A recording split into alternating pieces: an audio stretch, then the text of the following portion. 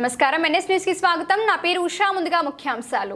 Nizamabad rural నియోజకవర్గంలోని పలు cell tower జనరేటర్లలో నుంచి డీజిల్ను చోరీ చేసిన ఇద్దరిని అరెస్టు చేసి రిమాండ్కి తరలించినట్లు డీచ్పల్లి సిఐ మల్లేష్ తెలిపారు.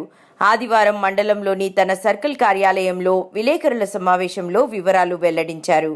డీచ్పల్లి, ఇందల్వాయ్, జాక్రాన్పల్లి, సదాశివనగర్ ప్రాంతాలలో గల సెల్ టవర్ల జనరేటర్ల నుండి ముగ్గురు కలిసి డీజిల్ను దొంగిలించారని, సెక్యూరిటీ సిబ్బంది ఫిర్యాదు మేర దర్యాప్తు చేపట్టి తీర్మన్పల్లికి చెందిన మహమ్మద్ సమీర్, చాకలి కార్తీక్, మరో మైనర్ బాలుడు ముగ్గురు కలిసి చోరీ చేసినట్లు గుర్తించామన్నారు.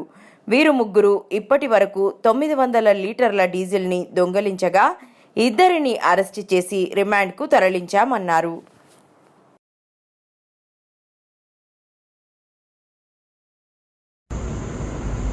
ఈరోజు డిచ్పల్లి పోలీస్ స్టేషన్లో డీజిల్ సెల్ ఫోన్ టవర్ల వద్ద జనరేటర్ల నుండి డీజిల్ దొంగలించే ముఠా అయిన కలిగోడ్ సాకలి శ్రీకాంత్, ఇందల్వాయ్ మండల్ తిరుమన్పల్లి గ్రామము మరియు మరో నేరస్తుడు మహమ్మద్ సమీర్ తిరుమన్పల్లి అనే వ్యక్తి, ఇద్దరు వ్యక్తులు మరో మైనర్ వ్యక్తితో కలిసి డిచ్పల్లి, జక్రాన్పల్లి, సదాశివ్ నగర్ ఈ పరిసర మండలాల్లోని సెల్ ఫోన్ టవర్ల వద్ద జనరేటర్లలో నుండి డీజిల్ దొంగిలించి దొంగతనాలకు పాల్పడుతున్నారు. ఈ క్రమంలోనే పలు పోలీస్ స్టేషన్లలో నమోదైన కేసులపై విచారిస్తుండగా ఈ కలిగోడ్ సాకలి శ్రీకాంత్ మరియు మహమ్మద్ సమీర్ ఇందల్వాయ్ మండల్ తిరుమన్పల్లి గ్రామస్తులను పట్టుకోవడం జరిగింది.